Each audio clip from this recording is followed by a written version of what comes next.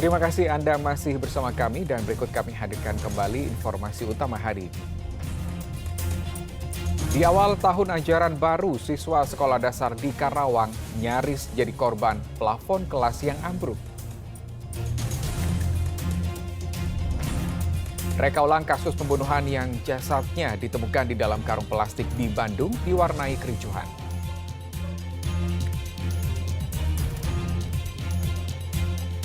Menteri Pertahanan Prabowo Subianto mendatangi pantai di Pangandaran untuk melepas anak penyu atau tukik.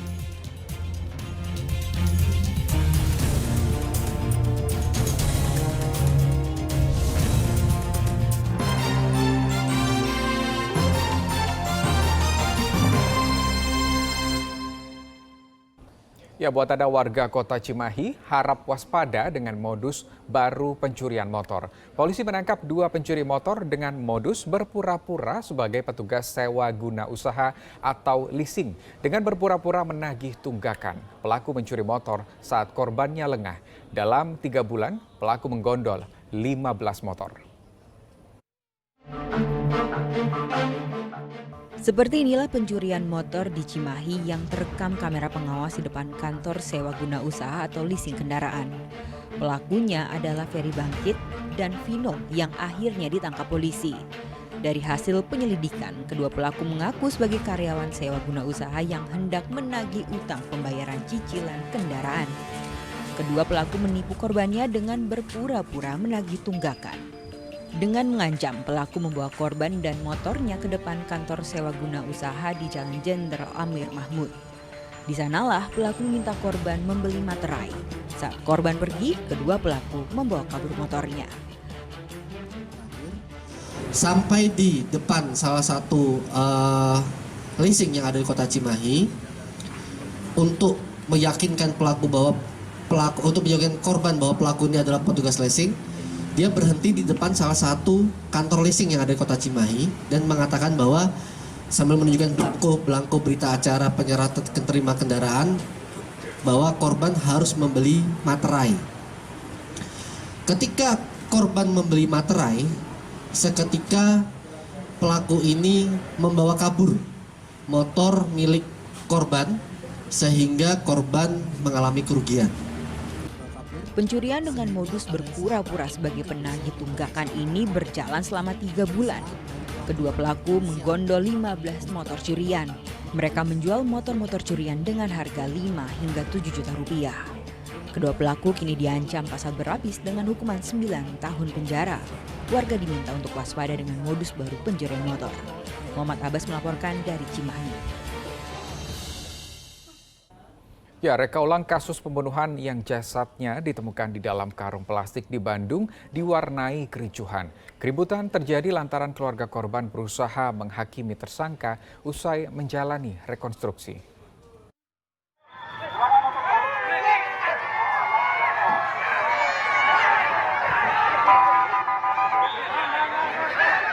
Rekonstruksi pembunuhan mayat dalam karung plastik di Jalan Cijerah, Kota Bandung pada Senin pagi diwarnai kericuhan. Keluarga korban yang geram berusaha menyerang tersangka Ali Nurdin setelah rekonstruksi selesai digelar di rumah kontrakan tersangka. Namun aksi main hakim sendiri berhasil digagalkan petugas Polsekta Bandung Kulon dan Dalmas Polrestabes Bandung. Dalam rekonstruksi tersebut, tersangka memperagakan 39 adegan termasuk saat menghabisi korban Emma Purnama yang tak lain merupakan istri tersangka. Dari hasil rekonstruksi, penyidik tidak menemukan adanya unsur perencanaan. Pembunuhan terjadi secara spontan buntut cekcok antara korban dengan tersangka. Saksi-saksi yang sudah kita periksa itu semuanya tertutup.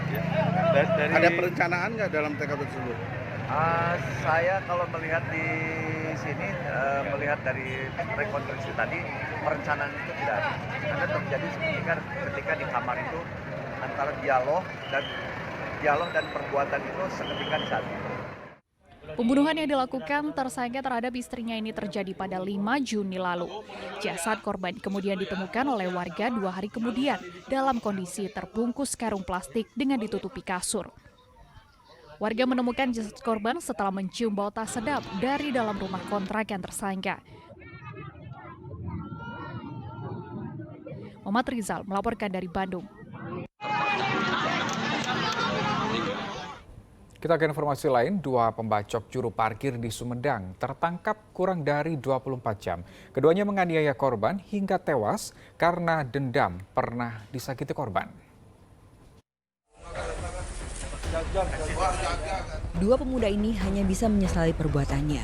Mereka tertangkap lantaran menghabisi nyawa seorang juru parkir di Sumedang. Penganiayaan terjadi pada 11 Juli lalu.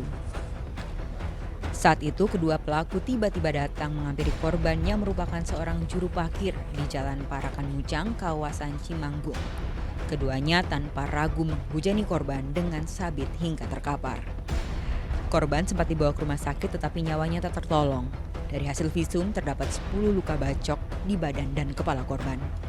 Kedua pelaku sempat kabur, namun keduanya ditangkap di tempat wisata pantai Pangandaran.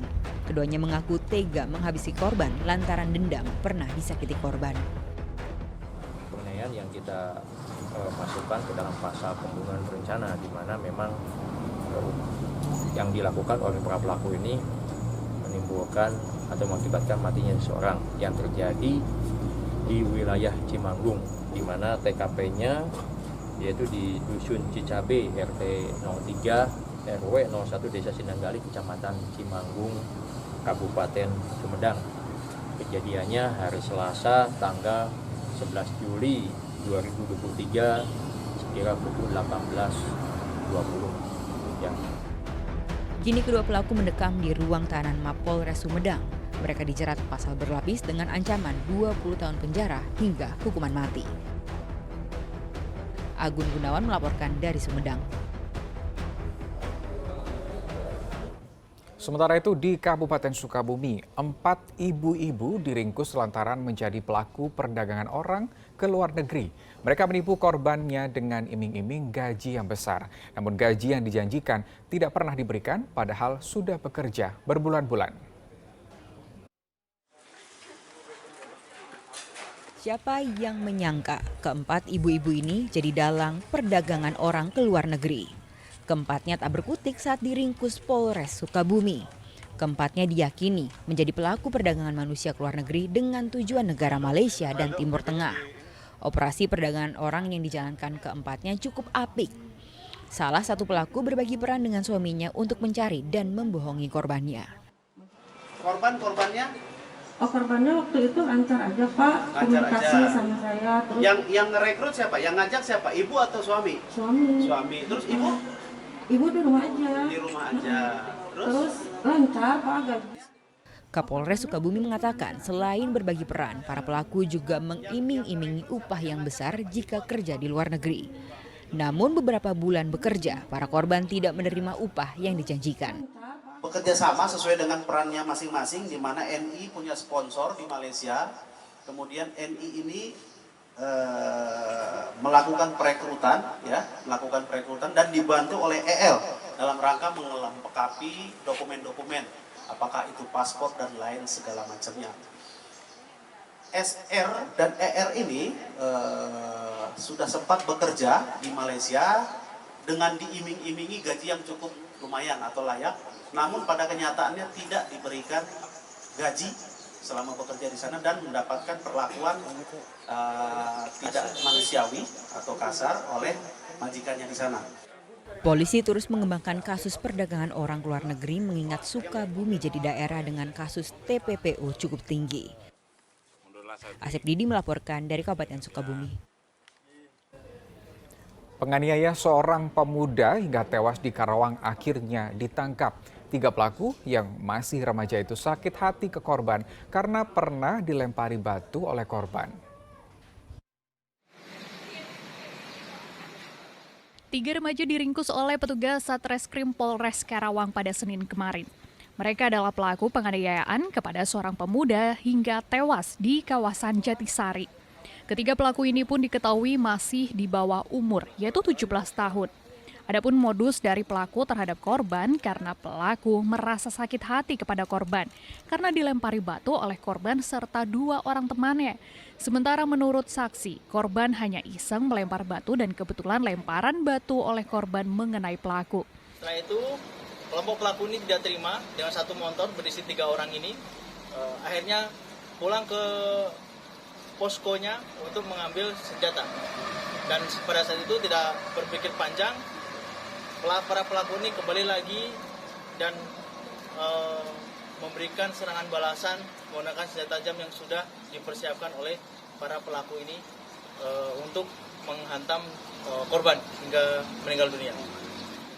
Selain 3 pelaku yang berhasil diamankan, petugas juga mengamankan barang bukti, yakni 1 buah celurit panjang, baju dan celana yang digunakan oleh pelaku, serta 1 unit motor milik pelaku. Untuk mempertanggungjawabkan perbuatannya, pelaku dijerat dengan pasal 76 tentang perlindungan anak dengan ancaman maksimal 15 tahun penjara. Syamsunnur Syam melaporkan dari Kabupaten Karawang.